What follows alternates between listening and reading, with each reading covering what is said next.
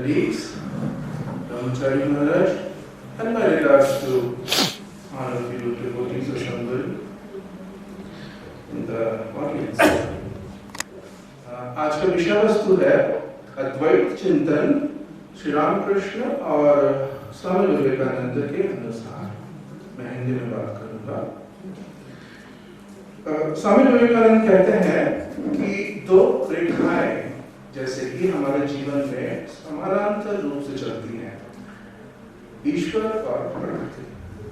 ये दो रेखाएं हैं जैसे कि समानांतर रूप से चलती हैं, और इन दोनों रेखाओं के बीच आबद्ध आसक्त जीव और आप, ये दोनों रेखाओं से प्रभावित होते हैं। ईश्वर की तरफ से उसके हृदय में वो मुक्ति का स्पंदन महसूस करता है, और प्रकृति की तरफ से उसे मार पड़ती है, बंधन महसूस करता है। और जीवन की परिस्थितियां इन दो चीजों से बनती है, मुक्ति से और बंधन से। मैं पढ़ूंगा, मैं लिखूंगा, मैं साक्षर बनूंगा और अपनी निरक्षरता पर विजय पाऊंगा, ये मुक्ति का एक स्पंदन है। मैं अपनी निर्धनता को दूर करूंगा, विदेश जाऊंगा, पढ़ूंगा, स्कॉलरशिप लूंगा, ये मुक्ति का स्पंदन है। कहां से आती है? शुरू में इसका पता नहीं चलता है, लेकिन धीरे धीरे एक रेखा को जाना होता है। प्रकृति या बंधन की उस रेखा को जाना पड़ता है। एक ही रेखा बचेगी, पर वो अंतिम सत्य है। तो सत्य तक पहुंचने में थोड़ा समय लगता है। इसलिए दार्शनिक लोग कहते हैं जैसे कि ये दो रेखाएं समानांतर रूप से हमारे जीवन में चलती हैं, जैसे ऐसे।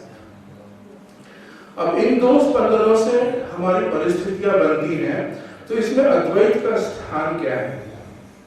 ये परिस्थितियां बनती हैं, ये लड़ती गिरती लड़खड़ाती, ये मानवता फिर से उठती है, चलती है, घात प्रतिघात भी होते हैं, आक्रमण प्रत्याक्रमण भी होते हैं, मुकदमेबाजी होती है, रोना धोना होता है, लेकिन फिर भी ये मानवता अपने पांव पे उठ के चलती है। ये प्रमाण इस बात का है कि ये दिव्य है, मुक्त है।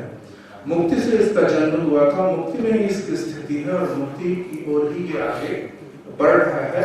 ये इसका प्रमाण है। देखिए, इन मानवीय परिस्थितियों में अद्वैत का स्थान कहाँ है? तो स्वामी विवेकानंद कहते हैं, एक सिमिली देकर, सिमिली को हिंदी में उपमा कहते हैं ना, उपमा कहते हैं, उपमान। तो एक उपमान देकर स्वामी विवेकानंद कहते हैं, एक छोटी सी सिमिली देकर, कि समुद्र में छोटी छोटी मछलियां भागता है अपने शत्रुओं से, डरता है, और डरते डरते भागते भागते क्रम विकास के सिलसिले से हजारों वर्षों में उसके दो पंख निकल आते हैं, और वो फिर अपने दो पंखों पे पंछी बन के उड़ता है, शत्रुओं से भागता है। ये ऐसे मेरे स्वामी विवेकानंद ने दिया है, absolute Brahman and absolute manifestation, ब्रह्म और जीव। तो वो भागता है, लेकिन यहाँ गौर करने की बात है कि वो परिस्थितियों को नहीं बदलता है, वो पानी या हवा को नहीं बदलता है, वो मछली, वो किसे बदलता है? अपने आप को। और यही है अद्वैत का बीज। यहाँ पे घटनाओं में दो विभाग आता है, विषयी और विषय। मैं परिस्थितियों को नहीं बदलूंगा, अपने आप को बदलूंगा। यही है अद्वैत की शुरुआत, और यही धर्म की स्थापना है। जब कभी भी धर्म की स्थापना हुई है, तब तक अद्वैत की ही स्थापना हुई है। ये मेरी बात नहीं, स्वामी जी की बात है। मैं बार बार तो नहीं कह सकता कि स्वामी जी ने कहा है, रेफरेंस भी बार बार नहीं दूंगा, बाद में पूछेंगे तो दे दूंगा। तो अद्वैत धर्म की स्थापना जब भी हुई है, वो अद्वैत की ही स्थापना हुई है। और इस लॉजिक से अगर आप समझने की कोशिश करेंगे, विषय और विषय के विभाग से, हर किसी घटना में ये दो विभाग होते हैं। अब एक घटना ले लीजिए श्री रामकृष्ण के जीवन से, वो बहुत फेमस घटना है, वो जो एक हाथ में मिट्टी और एक हाथ में पैसा लेकर विवेचना करते हैं कि मिट्टी से भी धान गेहूं उपजता है, घर बनता है, और पैसे से भी धान गेहूं खरीद के अपना पेट पालने के लिए, रहने के लिए, पैसे के लिए, घर के लिए, इसकी यही उपयोगिता है। इन दोनों की यही उपयोगिता है और ये जरूरी है। और ऐसा संघर्ष होने के बाद, शायद गॉस्पेल में ऐसा लीला प्रसंग में नहीं लिखा है, लेकिन आप बाद में अगर आप स्वामी जी और निवेदिता की बातचीत को पढ़ेंगे तो ऐसा निवेदिता कहती है, और स्वामी जी की राज में बड़ा संघर्ष रहा होगा, श्री रामकृष्ण के मन में बड़ा संघर्ष रहा होगा, क्योंकि वो एक ऐसी चीज को ठुकराने जा रहे हैं जिसकी उपयोगिता तो है, और जब वो दोनों माटी और टाका दोनों एक है कह के दोनों को फेंक देते हैं, वहां भी वो अद्वैती हो रहे हैं। ये ऐसी शक्ति है जो परिस्थितियों को बनाती है, बिगाड़ती है, लेकिन फिर भी वो परिस्थितियों पर डिपेंड नहीं करके धर्म की जय हो, अब मेरे ऊपर निर्भर करता है, ये अद्वैत की विजय हो, इसकी सिद्धि वो करते हैं, एंड ही इज बीइंग अद्वैती। लेकिन संघर्ष तो उनके मन में था, क्योंकि धन संपत्ति एक ऐसी चीज है, बड़ी अद्भुत चीज है, शक्ति है इसमें, और भगवान को सभी प्रिय है। भगवान ने कहा है कि आर्तो जिज्ञासु अर्थार्थी ज्ञानी च भरतर्षभ उदारा सर्वे एव, सभी उदार हैं, सभी मेरे प्रिय हैं।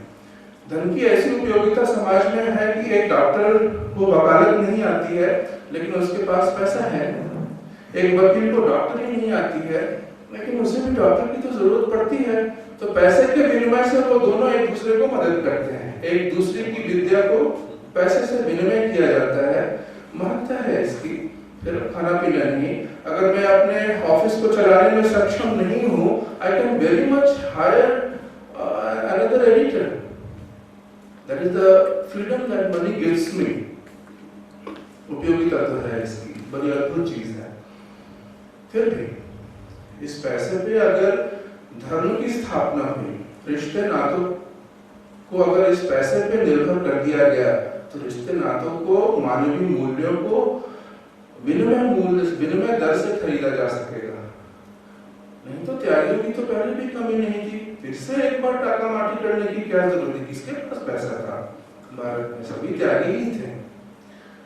प्राचीन काल से अभी तक के समय में, मॉडर्न इंडिया के समय तक सभी इतना त्याग किए थे कि वो बेचारे गरीब हो गए थे, फिर से करने की क्या जरूरत थी?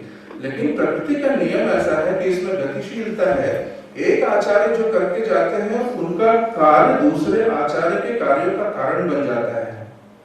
तो श्री रामकृष्ण जब आए थे तब उनके पहले कुछ दार्शनिक होकर गए थे जिन्होंने सीधे सीधे इक्वेट कर दिया था work is equal to money. It took saints and avatars to establish work is equal to worship, और ये जो पैसा उसके बीच में आया, फिर से एक बार दिखलाना पड़ा श्री रामकृष्ण को, नहीं, ये परिस्थितियों पर डिपेंड करके धर्म की स्थापना नहीं हो सकती है, ये अद्वैत के अर्थ में ही धर्म की स्थापना होती है। वो अद्वैत क्या है? जब जीवन की जब आपके जीवन में कभी भी संघर्ष आए तो इस सिद्धांत को, इस लॉजिक को अपने मन में रखिए and try to become advaiti. In what sense? अब परिस्थितियों से कुछ नहीं होगा, अब सब कुछ मेरे ऊपर निर्भर करता है, जैसे वो मछलियों ने किया था। अब हवा से, पानी से बदलने की जरूरत नहीं है, और परिस्थितियों पे विजय पाने का मतलब होता है अपने ऊपर विजय पाना। यही अद्वैत है। धर्म की स्थापना भी जब भी हुई है, अद्वैत की स्थापना से ही हुई है। और कितने लोग धर्म को मानते हैं, कितने लोग अद्वैत को मानते हैं? नहीं, सब नहीं मानते हैं। लेकिन इससे सच्चाई को कोई फर्क नहीं पड़ता है। तो अभी तक हमने समझा विषय और विषय का विभाग, विषयों पे निर्भर नहीं कर अब सब कुछ मेरे ऊपर निर्भर करता है, इस भावना का जन्म लेना ही अद्वैत का जन्म लेना है। स्वामी विवेकानंद कहते हैं ये एक मिथ है कि अद्वैतियों को कर्म से कुछ ये है, क्या शब्द है, मतलब कुछ मनमुटाव है, विरोध है, एक विरोध है। तो नहीं, ऐसा विरोध नहीं है, क्योंकि स्वामी जी का अपना ये ऑब्जर्वेशन है कि बड़े अच्छे कर्म तैयार होते हैं, क्योंकि उनकी मनोभावना को देखिए। अब परिस्थितियों पर निर्भर नहीं करना है, अब जो डिपेंड करता है खुद के ऊपर निर्भर करता है। ये जो मनोभाव है एक बहुत अच्छा कर्मी बनाता है। और स्वामी विवेकानंद कहते हैं 2 बार अद्वैत ने भारत को जड़वाद से मुक्त किया है, 2 बार। एक बार गौतम बुद्ध के समय उन्होंने, और एक बार शंकराचार्य ने। वो अपने विषय में नहीं कहते थे ज्यादा, लेकिन एक्चुअली 3 बार इन तीनों ने उन्होंने खुद तीसरी बार किया। जब वो भारत लौट कर आते हैं तो कहते हैं I want man making education, I want man making religion. तो रिलीजन और एजुकेशन तो कभी पशु की यूनिवर्सिटी में ऐसे भी नहीं गए थे, तो हमेशा मानवों का विषय रहा था। फिर से मैन मेकिंग करने की क्या जरूरत थी? Look at it from that logic, विषयी और विषय के विभाग से। He is making it man making, he is making it once again Advaita, he is being Advaitin once again। नहीं तो मैन मेकिंग करने का कोई एक जलेबी बनाने वाला भी अपनी शिक्षा अपने बच्चों को देकर जाता है, और शिक्षा दीक्षा समाज में चल ही रही थी। लेकिन जब वो कहते हैं I want man making education, he is once again being advaiti without using the terms, क्योंकि ये टर्म्स में कुछ तो प्रॉब्लम है। लोगों को पता नहीं कैसे कैसे मिथ तैयार करते हैं कि जैसे अद्वैत को कर्म से कुछ विरोध है, वो कर्मी नहीं होते हैं। मेरा तो ऐसा मानना नहीं, स्वामी जी का तो ऐसा मानना नहीं है। वो कहते हैं ये बेहतरीन कर्मी होते हैं, और अपने एक मानसिकता की वजह से कि अब कुछ भी परिस्थितियों पर निर्भर नहीं करता है, अब जो भी निर्भर करता है वो अपने ऊपर निर्भर करता है। और इस तरीके से 2 बार अद्वैत ने भारत को जड़वाद से बचाया है, भौतिकवाद से बचाया है, ये समझ गए हैं। तीसरी बार वो खुद थे।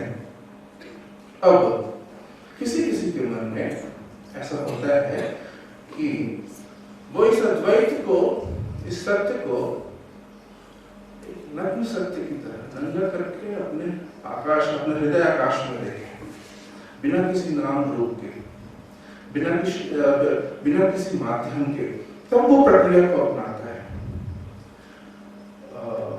इस प्रक्रिया को कहते हैं एनालिसिस, नीति भी कहते हैं। Psychologist, philosophers use different terminology. They say analysis, Swamiji says absolute analysis will take you to the absolute truth। लेकिन अब सत्य तो किसी एक प्रक्रिया पर निर्भर करती नहीं है। अगर वो प्रक्रिया पर निर्भर करने लगे तो फिर एक दोहरी प्रक्रिया चलानी होगी इसको साबित करने के लिए कि वो किसी भी प्रक्रिया पर निर्भर नहीं है, जो कि सच में नहीं है। तो जब नेति की प्रक्रिया चलती है तो इति की प्रक्रिया भी चलानी पड़ती है। जब एनालिसिस की प्रक्रिया चलती है तो सिंथेसिस की भी प्रक्रिया चलानी पड़ती है। किसी वजह से आप एक ही प्रक्रिया पे निर्भर करके अगर सभ्यता और संस्कृति को तैयार करने की कोशिश करें तो सभ्यता और संस्कृति कमजोर होगी। Swami ji says Buddha did certain analysis, he had certain principles and conclusions, but he did not bring about sufficient synthesis out of it। Shankaracharya had to come। Shankaracharya को आना पड़ा to bring out synthesis out of the analysis of Buddha। क्यों आचार्य का काम बढ़ाना है? एक तरफा कहके कि कुछ नया शुरू करेंगे, ये बहुत बार हम सबके ऊपर आचार्यों का ऋण है, वो ऋण होना पड़ता है। तो क्यों आचार्यों का काम बढ़ाएं? इसलिए नया तो कुछ नहीं है। नेति की भी प्रक्रिया अपनाई जाती है, इति की भी प्रक्रिया अपनाई जाती है। या फिर इसको ऐसे समझिए साधारण अर्थों में, हृदय आकाश में हमने जिस आत्मा को देखा है, और इस everyone has a birthright over divinity, everyone has a spark of divinity in himself or herself। तो हिमालय के ऊंचे शिखरों पे जब हम हिमखंड को देखते हैं तो उसकी अगली प्रक्रिया होती है कि वो पिघल के सभ्यता की ओर मुड़े। तो एवलांची का मतलब क्या है? जो हिमखंड पिघलना न जाने और जो उस सभ्यता की ओर ना मुड़े, जिस सभ्यता को हम लोगों ने अपने माथे के पसीने से बनाया है, तो उस हिमखंड का मतलब ही क्या है? कहने का मतलब है कि वहां जो कुछ दिखता है दूर हिमालय के ऊंचे शिखरों पे, उसको नीचे आना पड़ता है। अब इति की प्रक्रिया से जाने के समय उसने सारा बल लिया था, अपने ऊपर निर्भर करता है, त्याग से, वैराग्य से। अब वही बल की परिणति होती है प्रेम में। प्रक्रिया है और दोहरी प्रक्रिया, ये चूंकि ये दोहरी प्रक्रिया है इसलिए कठोपनिषद में ऐसा कहा गया है, शूरस्य धारा निशिता दुरतया, दुर्गम पथा यत कवयो बदंती। तो एक तरफा जो रास्ता है वो राजमार्ग है, वो कठिन है, मरने का डर वहां नहीं है। मरने का डर तब होता है जब उस उत्तंग शिखरों पे कुछ अनुभूति होती है और उन अनुभूति को लेके साधक नीचे आता है और अब वो प्रेम की भाषा, वो सेवा और प्रेम से सोसाइटी के साथ मिक्स होगा, जो कि वो त्याग और वैराग्य से ऊपर गया था, उसकी इच्छा शक्ति को बल मिला था। इन दोनों शक्तियों से नीचे आने के समय जो खतरा है वो थोड़ा सा डेडली होता है, because when we go up we are moving towards God, but when we go down we suddenly get exposed to the universal influence, how the existing culture is, how the existing civilization is. We all of a sudden get exposed to it. Hence इसलिए कभी कहते हैं कि ईश्वर की धार की तरह अगर ये एक तरफा प्रक्रिया हो तो ये ईश्वर की धार नहीं आती है, मरने का डर नहीं होता है, उसमें कठिन होता है लेकिन मरने का डर नहीं होता है। तो कवियों ने भी इसमें सहमति जताई है जब वो कहते हैं ईश्वरस्य धारा निशिता तुरतया। ये ईश्वरस्य धारा कहाँ से बनता है? ये दो धारे, it's two lines of development for the singular growth. We do not have to give it a new name. Our system has got a predefined name for these things. You can call it synthesis and analysis, you can call it iti, neti, you can call it नैतिकता की प्रक्रिया और प्रेम की प्रक्रिया। You do not have to give separate name for these things. Separate name देने से क्या हो जाता है? संप्रदाय के बाहर चले जाने का भय होता है, जैसे बुद्ध के समय हुआ था। उनकी कुछ मजबूरियां रही होंगी, संप्रदाय के बाहर जाना पड़ा उनको, लेकिन he ran the risk of being one-sided, analytical or not synthetical. Swami Vivekananda दूसरी बात क्या है, मैं आपको श्री रामकृष्ण की एक छोटी सी कहानी सुनाऊंगा कि ये अभी तक जो मैं एनालिसिस और सिंथेसिस की बात किया तो उसको एक कहानी के रूप में श्री रामकृष्ण बताते हैं। एक नौकर था, उसने पूछा मालिक कहाँ है? तो लोगों ने कहा कि वो घर में सो रहे हैं, अंधेरा है, जाओ देखो। तो घर जाता है, घर का दरवाजा खोलता है और अंधेरा है, कोठरी अंधेरी है। अब वो कहता है नहीं ये तो मालिक नहीं है। फिर थोड़ा आगे बढ़ता है, शायद खिड़की पे उसका हाथ जाता है, नहीं ये तो मालिक नहीं है। फिर किसी मेज पे जाता है, किसी अलमारी को देखता है, नहीं ये तो मालिक नहीं है। फिर वो देखते देखते पलंग पे जाता है, पलंग की लकड़ी को छूता है, तो नहीं ये तो मालिक नहीं है। फिर ऐसे आगे बढ़ते बढ़ते उसके पाँव को छू लेता है, देख लिया।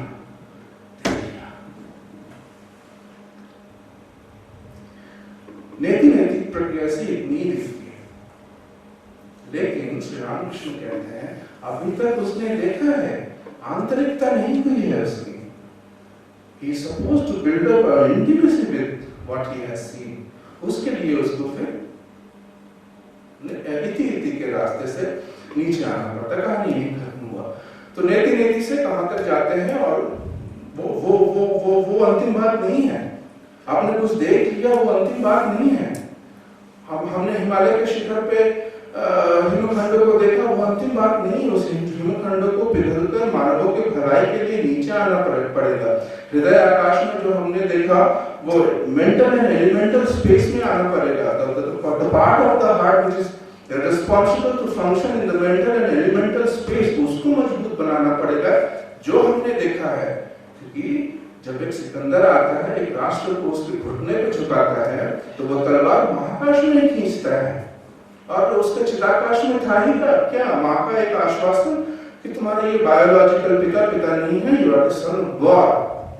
बस that belief, that piece of belief.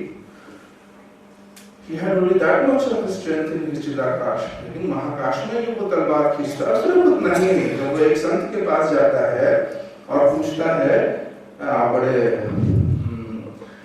बड़े स्थिति पर के लगे हैं, चलिए मेरी राजधानी, नहीं जाऊंगा, मार दूंगा, नहीं कैसे जाओगे? वो हंसता है, वो संत हंसता है। ये सबसे बड़ा मजाकिया, सबसे बड़ी मजाकिया वारदात सुना मैं। जब वो संत हंसता है तो तो उसकी हंसी की गूंज इस महाकाश में गूंजती है। और जीवन मुक्ति का मतलब भी वही होता है, नहीं जो आपने ऊंचे शिखरों पे देखा है वहां पर क्रिया खत्म नहीं होती है, उसको नीचे आना होता है, जीवन के पास आना पड़ता है सुकून देने के लिए। Then we understand the meaning of जीवन मुक्ति in its fullest scope। 360 degree की परिधि में हम उसको तब समझते हैं तब जब वो आदमी नीचे आता है तो वो बिहेव कैसा होता है, that we found plenty in abundance in Vastu। लेकिन जब हम ये रंगमंच है, यहाँ कोई माता है, कोई पिता है, कोई साधु है, कोई भक्त है, कोई अच्छा है, कोई बुरा है, कोई अमीर है, कोई गरीब है, सभी अपने अपना एक एक पात्र बनकर अपना अभिनय कर रहे हैं। रंगमंच है ये दुनिया।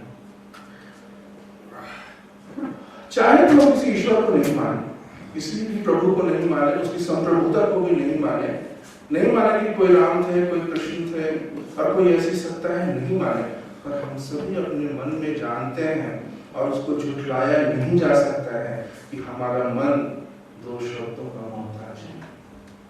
मालिक नहीं भी है तो क्या हुआ, हम तो दासी हैं ना।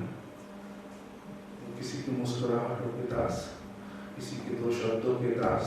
परिस्थितियां अगर थोड़ी बिगड़ जाए तो मन खराब होता है, तो हम दास हैं, ये तो मालूम होता है, तो फिर क्यों नहीं मालिक की संप्रभुता को मान ले प्रॉब्लम की तरह। तो फिर ऐसे रिश्ते बनते हैं। हाँ, अब वो दास रहता है, ईश्वर को मालिक ईश्वर बोलकर पुकारता है, तो दास की ये होती है कि उसमें एक दासता होती है और उसके नसीब में कुछ चाबुक होते हैं, क्योंकि वो इतना बस वो मिठास चाहता है और भगवान को भी मिठाइयाँ देता है क्योंकि बदले में मिठास दे। बुरा नहीं है, मैं हंस सकता हूँ, हम लोग तो जीव है, एक दूसरे पे हंसते ही हैं, नया क्या है। ईश्वर तो नहीं हंसते हैं। ईश्वर कहते हैं वो दारा सर्वनिर्मित आर्तो जिज्ञासु अर्थार्थी ज्ञानी चतुर्दर्शन। क्योंकि बहुतायत समय for the larger part in our life हमारी ये आदत होती है विषयी और विषय का विभाग करना। प्रेम का भी वैसे ही विभाग होता है। पता नहीं क्यों लगता है कि ये चेहरा, वो चेहरा, ये संपत्ति, ये धन, ये दौलत, ये जो चमकता है ना बाहर, वो चमक कुछ बाहर चमक रहा है, ये उस विभाग से ही आता है। तो उस विभाग में तो अगर कुछ अच्छी चीजें आएंगी तो बुरी आएंगी। अगर आपके 10 दोस्त होंगे तो 20 दुश्मन भी होंगे। अगर थोड़ी आपको मिठास मिल भी जाए तो उसकी प्रकृति की कौन सी ऐसी मिठास है जिसके आड़े करवाहट नहीं आती है। तो वो ईश्वर को भी ऐसे ही देखता है और उसमें बुरा क्या है। 2 फूल तो हम लोगों को भी अच्छे लगते हैं ना, 2 फूल, 2 अगरबत्ती, सात्विक तरीके से किसी को पूजा करना, वो अद्वैत का खंडन नहीं है। जब तक वो ईश्वर को बुला रहा है और समझ रहा है कि वो ईश्वर मेरा ही विषय है, माय हाईएस्ट रीडिंग। आप अपने जप ध्यान में जो आपका जो हाईएस्ट रीडिंग होता है, हर किसी को धर्म में अर्थनीति का अंबानी बनने की जरूरत नहीं है, हर किसी को रामकृष्ण बनने की जरूरत नहीं है। आपका जो हाईएस्ट रीडिंग है वो जब आप दक्षिणेश्वर या यहाँ के कालिका मंदिर में जब अपने डीटी को देखते हैं, आप उसी हाईएस्ट रीडिंग को ऑब्जेक्टिफाई कर रहे हैं और उसी से आपको शांति मिलता है। तो इस धर्म की अर्थनीति में सबको रामकृष्ण होने की जरूरत नहीं है। और जिस दिन अर्थनीति में भी सभी अंबानी हो गए, उस दिन economy will stop functioning, there will be the collapse of the economy. तो रहने दीजिए रामकृष्ण को, उनकी अनुभूतियां थी, लेकिन मेरे मन की जो हाईएस्ट रीडिंग है, that will become the reading, my highest reading, and I will बाउ down before that highest reading, because that will stand before me as a God, whether I see it inside my mind or inside my heart, or I objectify it in a statue of a stone or a marble. But the reading is coming from our own highest reading. तो ये बात मैं क्यों कहा, ईश्वर को जब हम लोग प्रभु मानकर उसकी संप्रभुता को स्वीकार करते हैं तो ऐसे आगे बढ़ते हैं, लेकिन फिर रिश्तों में सुधार भी आते हैं। फिर उसके रिश्ते उसी ईश्वर से दास और मालिक का रिश्ता ना होकर एक माता पुत्र का, एक पिता पुत्र का रिश्ता आता है। ये आप खुद समझेंगे। और जब वो पिता पुत्र का रिश्ता बनता है तो वहां से बहुत सारी दुकानदारी चली जाती है कि तुम मुझे ये दो, मैं बदले में तुम्हें वो दूंगा, मेरी परिस्थितियों को ठीक कर दो, फिर मैं तुम्हें प्रेम करूंगा। ये सब दुकानदारी तो माँ बाप के साथ चलती नहीं है, सहज प्रेम होता है। आपने गॉस्पेल में पढ़ा होगा कि श्री रामकृष्ण राखाल से कहते हैं, एक पान दो, राखाल सीधे नाम बोलते हैं, बगल में लाठू महाराज खड़े हैं, उनको डर लग रहा है, अब क्या होगा, ये क्या बोल दिया इसने, ऐसे कैसे बोल सकते हैं। लेकिन श्री रामकृष्ण को प्रेम की भाषा समझ में आती है, वो इसको अपमान के रूप में नहीं है, वो समझते हैं कि ये प्रेम की भाषा है, वो समझ पाते हैं कि ये प्रेम की भाषा है, रिश्तों में सुधार आई है। अब ये मालिक और नौकर का रिश्ता नहीं होकर पिता और पुत्र का रिश्ता हुआ है, जहाँ पे थोड़ा क्लैश चलता है, और ये प्रेम की भाषा थी, वो समझ पाते थे। जो इन भाषाओं को समझते हैं आप लोगों में किसी के संस्कार होते हैं जो इस आसपास की चीजों से एक नौकर और मालिक की तरह ही एसोसिएट करता है, अनुशासन की बात करता है, मैं भी अनुशासन में रहूंगा, सबको अनुशासन में करूंगा, ये उसके वोकैबुलरी होते हैं, और वो शासन करता है दूसरों के ऊपर। तो वो रिश्ता वो भगवान को माने या नहीं माने, वो नहीं भी माने तभी उसके संस्कार ऐसे होते हैं। तो जो इन बातों को समझते हैं, लोगों का मानना है कि वो अच्छे प्रशासक हो सकते हैं, किसके संस्कार कैसे हैं, क्योंकि जो इस कैटेगरी में पड़ता है उसको लाख आप दोस्त की तरह जाकर समझाइए, वो नहीं समझेगा, वो थोड़ा चाबुक चाहिए, उसको थोड़ा मारना पड़ता है, उसको थोड़ा ये डर देना पड़ता है। दास की भाषा भी ऐसी है, थोड़ा समय लगता है रिश्तों में सुधार आने में, और वो सुधार फिर सुधरते मित्र का रिश्ता बन जाता है, और फिर वो उतना अनुशासन की बात नहीं होती है वहां पर, और ये जो रंगमंच था वो खेल का मैदान बनता है। और हर खेल क्या, अब जो लोग अनुशासन में रहे हैं उनको डर लगता है, खेल सब खेल है इसमें नहीं।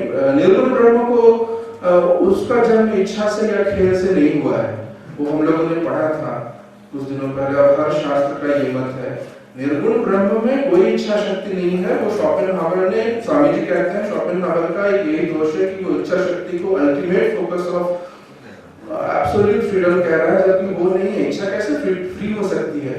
Ultimate centre of focus, ultimate focus of freedom is आत्मा, नॉट द इच्छा शक्ति। तो वो निर्गुण ब्रह्म में तो इच्छा नहीं है, और उसको माँ या बाप कहकर पुकारना ईश्वर की निंदा ही है। बट इसका स्ट्रेंथ कहां से आता है?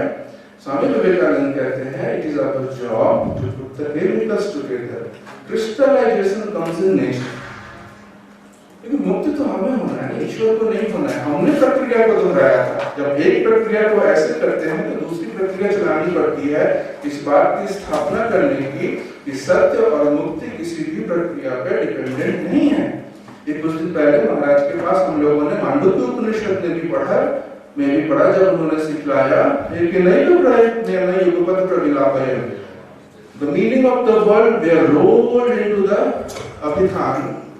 If I follow this process, presuppose that I follow another process to explain everything now from the standpoint of abhidhan. So ऐसी प्रक्रिया हर जगह है और जीवन में भी है। सबसे महत्वपूर्ण बात है कि हमने दर्शन को फिलॉसफी की तरह नहीं समझा, जीवन को देखने का तरीका ही यही है, जीने का तरीका ही यही है।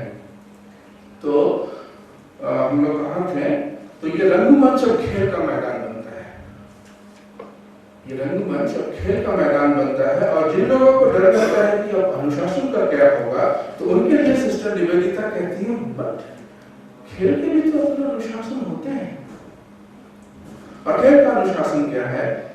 We should imbibe those things. Nivedita means a spokesperson of Swami Vivekananda. So taking the notes from Nivedita means what Swami Vivekananda, how he explained to her. Nivedita कहती है, बट डरने की बात नहीं है, खेल के भी अपने कुछ अनुशासन होते हैं। क्या अनुशासन है? किसी भी खेल को आप देख लीजिए, कल रविवार महाराज ने क्रिकेट की बात की थी, क्रिकेट को ही देख लीजिए, हर खिलाड़ी अपने पक्ष में खेलता है, वो अपने पक्ष को जानता है, और उसका पक्ष क्या है? अपना दल। And precisely we play for the subjective side, the विषयी की तरफ हम लोग खेलते हैं, and that is when we become advaiti. तो वो खेल का नियम है, और खेल का दूसरा नियम है कि वो he knows his language of birth, and believe me, if anybody in any circle Advaita is most associated today is for the workers, क्योंकि भगवान भक्तों को तो भगवान बचा लेंगे। तेषामहं समुद्धरता मृत्यु संसार सागरात्मकं ये laden labored and I shall give you respite, भगवान बचा लेंगे उसको। कर्मियों को कौन बचाएगा? अथॉरिटी नहीं, अद्वैत बचाएगा। क्योंकि आपने जब श्री रामकृष्ण की जीवनी को पढ़ा होगा तो लक्ष्य गौर किया होगा। ये भैरवी ब्राह्मणी जब आती है श्री रामकृष्ण के पास तो उनको माँ बतलाती है कि ऐसा ऐसा एक लड़का है, बड़ा अच्छा है, उसके पास जाओ, पढ़ाओ। दूसरे जितने भी आचार्य आते हैं उनको प्रीमोनिशन होता है, उनको बतलाया जाता है कि ऐसा लड़का है दक्षिणेश्वर में, जाओ उसको ये सिखाओ, उसके पास जाओ। तोतापुरी को नहीं किसी ने बतलाया था।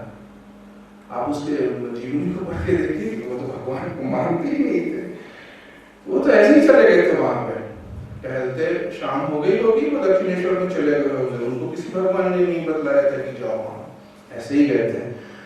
तो इन भक्तों को तो भगवान बचा नहीं है, कर्मियों को कौन बचाएगा? अगर आप अपने आप को कर्मी समझते हैं तो अद्वैती बनने की कोशिश कीजिए, यही बचाएगा। अब कुछ भी परिस्थिति पर निर्भर नहीं करता है, अब जो निर्भर करता है वो मेरे ऊपर निर्भर करता है, और बेहतरीन कर्मी इससे निकल कर आता है। स्वामी जी का असेसमेंट है, और उनकी अपनी मानसिकता की वजह से उनमें जो ये मानसिकता होती है कि नहीं अब परिस्थिति में कुछ नहीं, मुझे ही जो करना है मेरे ऊपर निर्भर करता है, विषय के ऊपर निर्भर करता है। कर्मियों के लिए बहुत जरूरी है अद्वैत को अपनाना। और सब पूछिए तो धर्म की स्थापना का मतलब ही अद्वैत की स्थापना है। तो हम लोग प्ले ग्राउंड पे थे कि ये रंगमंच से हमारा जीवन अब खेल का मैदान बन रहा है। खेल के अपने कुछ नियम होते हैं। आनंद, आपने दो बंदरों को खेलते देखा होगा, बच्चों को खेलते देखा होगा, एक बूढ़ा हृदय भी आकर्षित होता है, क्या कर रहे हैं, कैसे मुक्ति आती है। तो ये खेल की भावना से ही आती है। निवेदिता कहती है ये खेल की भावना से आती है, और खेल के भी अपने नियम होते हैं, वो अपने लिए नहीं खेलता है। खुल के खेलिए, खुल के जी लीजिए, छुप के बात करने की जरूरत नहीं है कि कोई सुन न ले, ऐसे चलने की जरूरत नहीं कि एक हवा आकर गिरा दे। On the piece of the land where you walk. खुल के खेल लीजिए, खुल के बोल लीजिए, लेकिन याद रखिए आप अपने पक्ष के लिए, एक खिलाड़ी अपने पक्ष के लिए खेलता है, अपने लिए नहीं खेलता है। उसमें कोऑपरेशन होता है। आप कह सकते हैं मैं अपने फैमिली के लिए, मैं अपने संघ के लिए, मैं इस दल के लिए, उस पक्ष के लिए खेलता हूं। Precisely we play on the side, on the subjective side of the entire game. विषय के पक्ष में हम लोग खेलते हैं। ये मेरा मत नहीं है, ये स्वामी जी का मत है। और निवेदिता इसको दोहराती है। निवेदिता एक बार मायावती आई थी और छोड़ने के पहले जिस दिन वो निकलेगी मायावती से, एक आर्टिकल लिख के गई थी, वो प्रबुद्ध भारत में भी छपा है। कभी भी आपको रेफरेंस चाहिए तो मैं आपको दूंगा, मुझे भी रेफरेंस याद नहीं आता है। ये रंगमंच बनता है, और जो अनुशासन की बात करते हैं उन्हें भी डरने की जरूरत नहीं है, क्योंकि हर खेल के अपने नियम होते हैं। और वो पहला नियम है एक डिटैचमेंट का। ठीक है, हार जाऊंगा, कोई फर्क पड़ता है क्या? हाँ, जीत जाऊंगा, क्या बड़ा हो गया। ये खेल, देखिए आप दास से खिलाड़ी बन रहे हैं। बात को अपने को, ये आपकी कहानी चल रही है ना, अपने ग्रोथ को याद रखिए। आप दास से एक भगवान के प्रति एक दास से आप उसके बच्चे बनते हैं, फिर उसके मित्र बनते हैं, और आप खिलाड़ी नहीं होते। You are the playmates of God. What else do you want from life?